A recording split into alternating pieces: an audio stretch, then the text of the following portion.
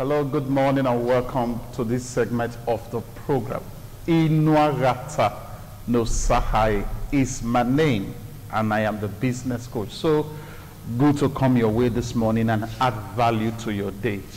Now, a team is not defined by a group of people putting on the same dressing code. What makes the Nigerian Navy a team is not the color of their uniform. What makes the Nigerian Air Force a team is not the color of their uniform.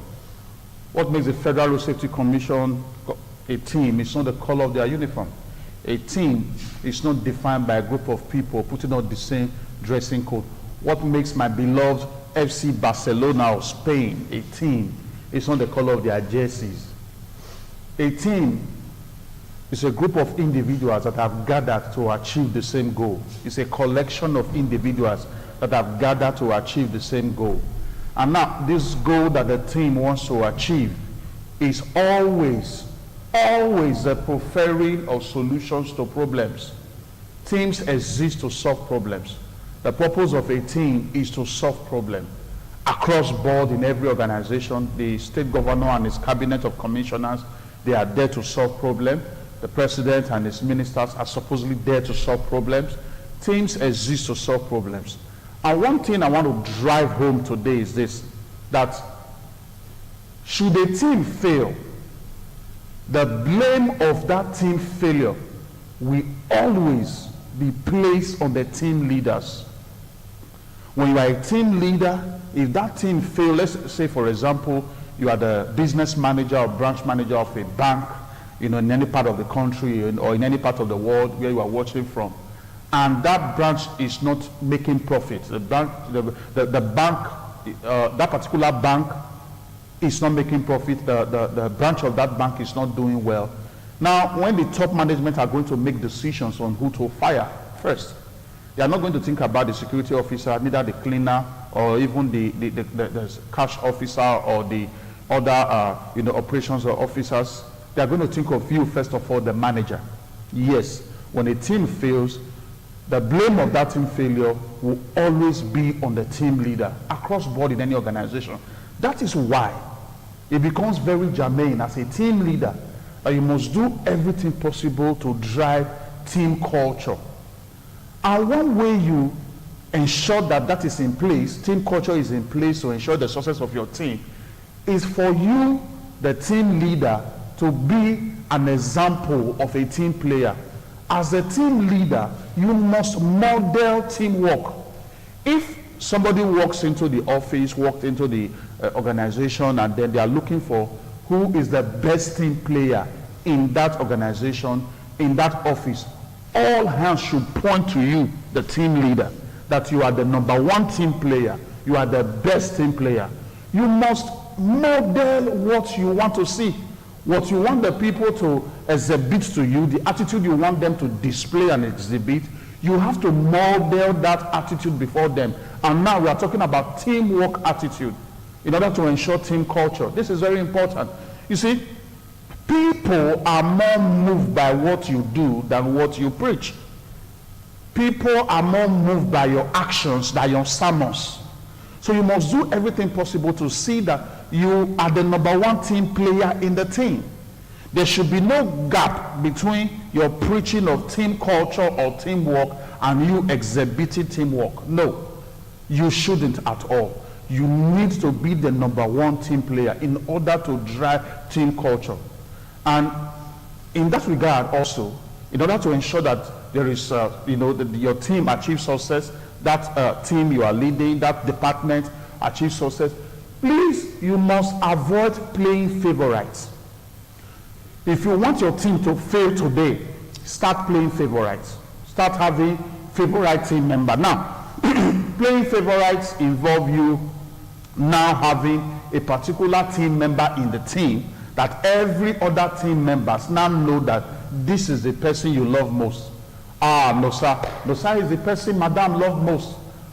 Johnson is the person Oga love most. Jacinta is the person Madam love most. That is practically playing favorites. A situation where everybody in the team now knows that this is Oga's favorite child, this is the person Madam love most. You see, it is very, very precarious because the other team members can start planning coup against this particular team member, and they can also start planning coup against the team leader. Now, there is something that you need to be very conscious of that makes team leaders to play favorite and now have a favorite team member or their most favorite team member. And that thing is a natural, phenomenon. And it is a situation whereby there is an exceptional player in the team. Whenever there is an exceptional performer in the team, there is a natural proclivity, the natural tendency that you, the team leader, will have this affinity, this attachment to this exceptional performer.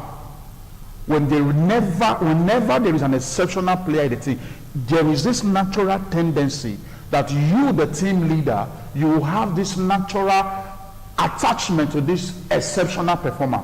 But you have to intentionally fight that natural tendency, because at the end of the day, it will send a dangerous signal to the entire team, and it may boomerang negatively. So having an exceptional performer in the team is a very good thing, but you having an attachment to that exceptional performer becomes something very dangerous, because that will demoralize the other team members. And let me say here, I always say this whenever I do trainings across board in various organizations, especially on this issue of effective teamwork for peak performers. Now, you do not use an exceptional performer to demoralize the other team members. You use an exceptional performer to inspire the other team members. I remember speaking in a particular bank some time ago, and even in another private secondary school. And the question that was asked during the Q&A session, the question and answer session, by both the manager of that bank and also the school administrator, the head of that school, we are very similar. They said, when you have somebody that is doing so well, you have 10 team members, and out of these 10 team members, 2 of them are doing so well. Why not just keep attaching yourself to those 2 persons, 2 team members that are doing exceptionally well, in order for you to always get the results you want?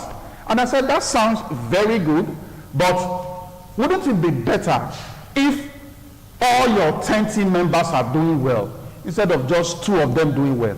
2 team members are doing exceptionally well. You now have the responsibility to duplicate or replicate that same level of excellent performance in those 2 team members, in the remaining 8 team members. And if you are able to do this, you will now discover that the output, the result you will be getting, will be so exponential, it will be so geometric. This is very, very important. So part of your responsibility as a team leader is to also build the capacity of your team members. If you have 2 persons in your team that are doing exceptionally well, you have that responsibility as a team leader to also make sure that the remaining 8 team members out of these 10 team members also come to that level of performance with that other 2 that are doing so well. And at the end of the day, you will be the one smiling to the bank. All the appreciation, all the accolades are going to come to you, the team leader. You must do everything possible to see that you avoid playing favorite. And I've told you that the factor that leads to the possibility of you playing favorite in the team is when you have an exceptional team member, an exceptional performer in the team. And there is that natural tendency that you have this attachment towards this exceptional performer, but you need to consciously and intentionally fight this natural tendency.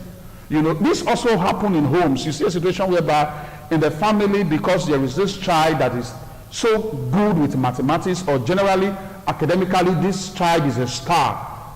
The parents now have this unconscious attachment and affinity towards this child, and this kind of attitude can demoralize the other team members. I remember a particular time I was addressing the Federal Road Safety Commission Zone 5, and I was speaking along this line, and I cited these examples, and when it also got to the Q&A session, one of the officers said that he actually was guilty of that kind of being attached to an exceptional performer, that he has a daughter who academically, the daughter is a star, and whenever the children are coming back home after terminal exams, bringing results home, he always wants to see the daughter's results first, because she will always deliver, because she's an exceptional performer academically. And one day they were also coming home after an exam, bringing results home. All the children were bringing, my result, daddy, my result, my result. He said unconsciously, it was just focused on that daughter that is the exceptional performer. And the last child of the house that we called the baby of the house also wanted the daddy to see the result. But the father did not notice her because of the exceptional performer. And that baby of the house now went to the mom and said, Mommy, can you see? Because of Josephine, nobody is looking at my results. And when the father got to know of that, that made him feel so bad. And if that remains in a family like that, you are already separating the children. You are already telling this one, you are the one I love most. You other dude, let's just move along. After all, you are my child, you are all my children, and all that. That is not good for the advancement of the family team. A team leader must avoid playing favorite. And also as a team leader, don't display a disposition or an attitude that makes your team members look unintelligent. When you are holding team meetings and then you are soliciting for suggestions and opinions from team members, please, no matter how stupid the idea may sound or look, don't show it in any way. When the team member makes that suggestion, say, oh, thank you very much, I will take note of it, write it down, collect all the other suggestions and opinions. Don't ever in any way make the team member feel that the idea is so dumb or the idea is so stupid. Don't do that. When you do that, you will be short-circuiting more ideas from coming out of this team member. Now, tomorrow, this team member may just have an amazing idea that can turn the team around, turn the organization around, take the team to the next level. But because of the kind of attitude you have displayed towards him before that, oh, you are not intelligent, your suggestions are not always on point, the team member will just keep that idea to himself because you have made him to lose confidence in himself. His self-esteem has been damaged, and at the end of the day, who is losing? The team leader. You, the team leader, is the one that is losing. I strongly believe that lots of value have been added to your day, premium value for that matter. And I believe that you will want to reach me. My phone numbers have been right there on the screen. The MTN is 080-6686-5060. I take it again, 080-6686-5060. The Glow line is equally there. It's 080-529, 29 again, 120. 080-529, 29 again, 120. It's very important that you reach me so that we can have a team building training session for your organization, for your people, for your church members or church workers. And then let's take things to the next level for you. Very, very important. I'll be continuing from this point next week. And when I return, I will still remain the amiable Inuarata no Sahai. Your day is so blessed. Thank you.